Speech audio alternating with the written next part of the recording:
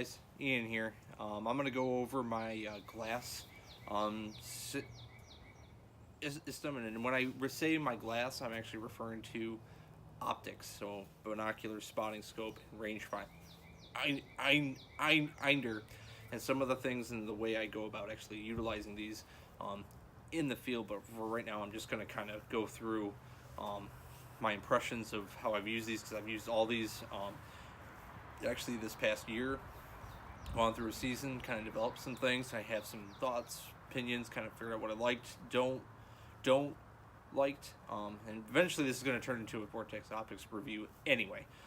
So all I use are Vortex Optics products. So let's start off with the Rangefinder. So the Rangefinder that I have is the Impact 850. This is a nice little rangefinder.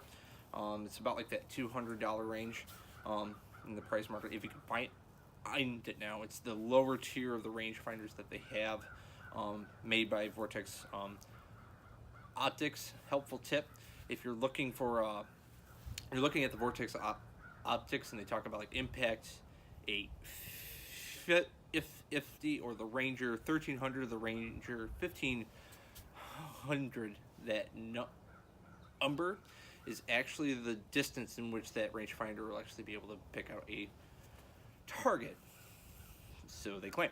What it turns out is that actually, like, so this one is the 850, so it should be able to range out targets out to like 600 meters, 500 meters, but more so like land feet,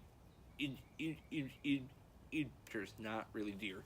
In terms of this, it's really more like kind of like half that. About 400 yards was about the longest I could actually get a reading from this past year, which a little bit of a bummer if you're shooting a rifle, because that kind of limits you a little bit in terms of your known range. But this isn't necessarily a bad thing here in New York, because it's very hard and not very often do you get, at least for me, it's not very often I get a chance to try and take a poke at something over 200 yards or even 150 yards.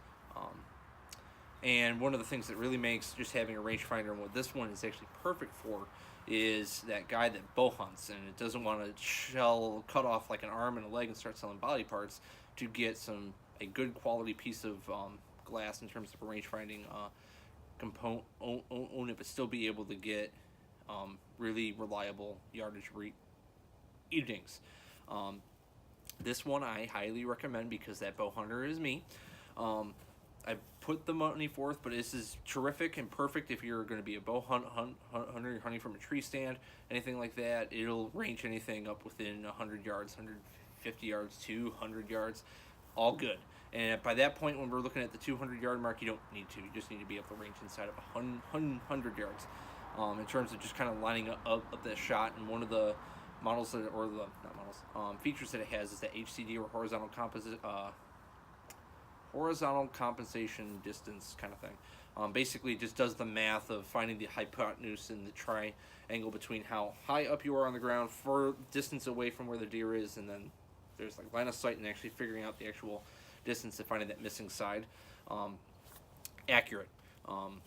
Actually, it helped me actually kind of correct a little bit of the markings that we had before, where I didn't realize that really the rangefinder I used to use growing up only did the line of sight, so it actually pegged things farther away than they actually were.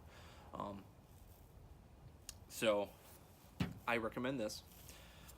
You can also, if you want to spend the money, get the Ranger Impact 1300 or 1500. The Ranger 1300 right now for Vortex runs about $300 or so. The Impact goes another $200, about up to $500. The 1500 goes up to $500 right now. That could change whenever you watch this. But those are really good if you want to integrate a range-finding system to get out, maybe dial out deer out to like 800 yards, 600 yards, and just to get that integration between bow and rifle. But I know with a rifle right now, capabilities wise, I have yet to shoot at something or shoot something over 100 yards.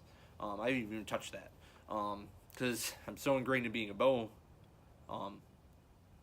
hunter where I'm just not used to actually realizing that 100 yards is right within my wheelhouse. So that just in terms of this, if you're looking for a nice budget, again, nice budget rangefinder that's perfect for bow hunting, or kind of keeping things within that distance of inside 400 yards, this one is good for you if you can find it. Now let's move on to my the everyday, the most used item in my kit period is my binos. These are the Diamondback 10x42s. So in the Vortex Optics line of things, this is like their tier 2 line of binoculars, and scopes corresponds with that with scopes. The Diamondback series are tier 2. Their tier 1 is their crossfires. I actually kind of first took my step into the Vortex Optics scene by actually getting a pair of 8x42s of the crossfires by Vortex Optics. Since I got these, I gave those on to Corey. One of the things I noticed, and the one thing I will tell you about all these products were right here, for the price you pay, you get they're way worth their performance exceeds the price that you pay for them. So meaning these are about like $289, $290, so about that sub 300 par level. They perform like $500 binoculars. The level of clarity, quality of color, and is exceptional for the price point. For the price point that you pay for these, yes. Like I actually don't want to touch the Razor HDs or the Vipers or anything like that, which is the next like tier 4, tier 5. The Razor HDs is like the top tier within the Vortex sense. I almost don't want to touch those because it's going to ruin me to everything. And those things are over $1,000. So get there. But for right now, the Diamondback, the 10x42s, these have been great. I've been able to spot deer through the woods, see the colors, be able to correctly like identify size of deer, stuff like that, and really getting that nitty, especially when it's late season. And one of the weird things that kind of went on this past year was I was kind of hearing that a bunch of bucks were dropping their antlers early.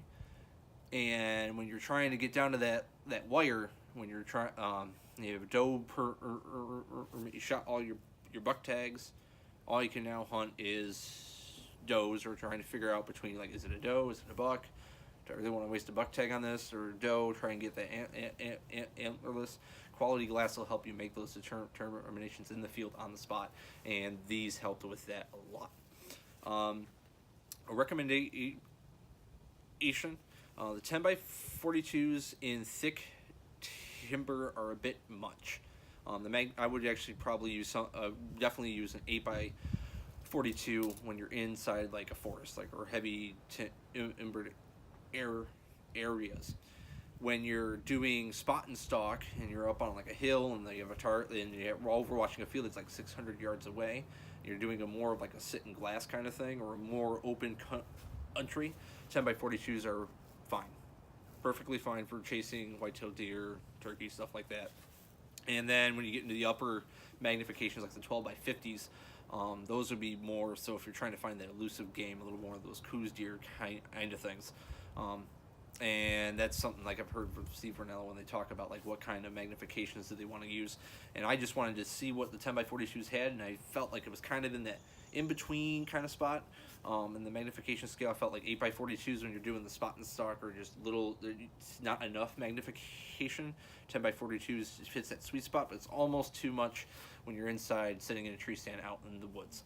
But I will tell you, the 10x42s do shine inside heavy timber when the leaves come down and that first snow hits, and you can really see back in from like a tree stand, really back in, really far, and you kind of just catch some movement, and it's just kind of like, oh, what's that? I see something. You pull these out, and it'll be able to extend your range, and you'll be able to identify really quickly if that was a squirrel, deer, turkey, twig, blah. That's where these actually kind of shine within that heavy timber sitting in a tree stand type scenario. So now the last piece of glass that's in my kit is, some people in New York are going to wonder why I have a spotting scope. This is the Diamondback 20 to 60 power, 65 millimeter objective lens, variant by, this is Diamondback model. This is the lowest model of like their tier 1 for spotting scopes. The reason why I have this is there is a place I do have, and there are some spots where you actually get a lot of open terrain. It's really good for more of that scout outing. I use this more when I scout, or if I'm going to try and do a spot and stalk on a field where I can really get a good look at a buck, a turkey, anything like that, and get a phone scope. It's another way to film wildlife. And I really just got it more for the scouting aspect, to really get a good look and learn some characteristics on some public land bucks that I actually did see this fall, and really just get a good look at them and just watch from afar deer do what they do, while being present there. So I don't feel comfortable leaving trail cameras or anything, and I don't believe you can. Anyway, I'm just not going to do that. So this is one of the tools I utilize to help me gather intel about deer behavior, patterning, and such. The optical quality on this, as you magnify it down, kind of gets a little lower. When you go to full power, it kind of dims down just a bit. There's not enough light necessarily, and that's because the objective lens is too small. I believe, if I know right, the objective lens, the bigger it is on here, the more light can come in, the more clearer of an image that you get in terms of brightness when you go further in your magnification on your scope. Now, one of the other pieces of gear that I have here is also by Vortex, is their high country tripod. This is critical when you're using a spotting scope. You do not want to use this when you're free handing it. And I also use this with an attachment that attaches my binoculars also to a base plate onto this iPod. So I use this when I scout, or if I'm going to do a spot and stalk kind of thing, and it just provides a really stable, solid thing for me to look through my glass for long periods of time. And when I go to do like any kind of hunting trip, or especially if I'm going to do a more open country spot and stalk, I'll carry all 3 pieces of glass with me, so this will come with me. Even if I know I'm not going to be necessarily, I'm going to be in some like thicker but a little more open timber, I won't bring the spotting scope, but I'll bring my tripod so I can use these to glass up like a clearing, or like just an open hardwoods kind of spot if I'm on the ground. And it really just, the tripod, it adds a little more weight to your pack, but it's an invaluable piece when you're trying to just look through glass for long periods of time, when you're trying to either spot and stalk, scout, anything like that. And it's, if you're watching this, the lifetime warranty customer service of Vortex Optics is well known, legendary. You can find numerous other videos of people talking about Vortex's products, stories, like if it's in a house fire, as long as you send them the thing to go back, then it's awesome, and then they'll just send you a new one, which is, it's just awesome. I mean, I just can't say enough about the quality of the product that Vortex Optics puts out. The one kind of con, at least in the get-go, it's going to turn a lot of people away, is that price tag. This runs for about $489, depending on where you can find it, about $400, $500, $289, about that, just under $300 range. About the $150, $200 mark if you can find it. If you're looking for more like the Ranger 1300s and 1500s, in the Rangefinder category, that'll run you another $300 to $500. But I will stress this, and this is something I actually got from one of the guidebooks that Stephen Ranella wrote, is your money should go towards your glass optics. What I forgot to mention here is I also have one of their Diamondback HP rifle scopes, the 4x16 magnification on my 30-06. And the quality of that is phenomenal again. And the reticle I use is the BDC, bullet drop compensation. Just love, like, the quality for the amount that you pay. You're really paying for, again, like $400, $500 binoculars in terms of quality, you're paying half that price. Kind of the same thing with a lot of other spotting scopes that would run you probably about that $400, $500, well, that $800 range. Maybe not quite the $800 range because a lot of people are starting to come up, but you still get a good quality product for the amount of money that you put in. And that's why I like Vortex, and particularly the Diamondback series, because it fits within that sweet spot of quality for the price point. So yeah, that's the glass system and the pieces of glass that I use by Vortex. And if you haven't checked it out yet and you want to rep some 585 Pride, check the link below. There's a link in the description of this video, as well as there's an actual clickable link in the about section for our channel, and where you can get an awesome 585 Outdoors t-shirt, hoodie in different colors. You can get the royal blue that you see any of the guys wear, or you can get it in green, black, blah. So check those out, and thank you for watching. This is Ian.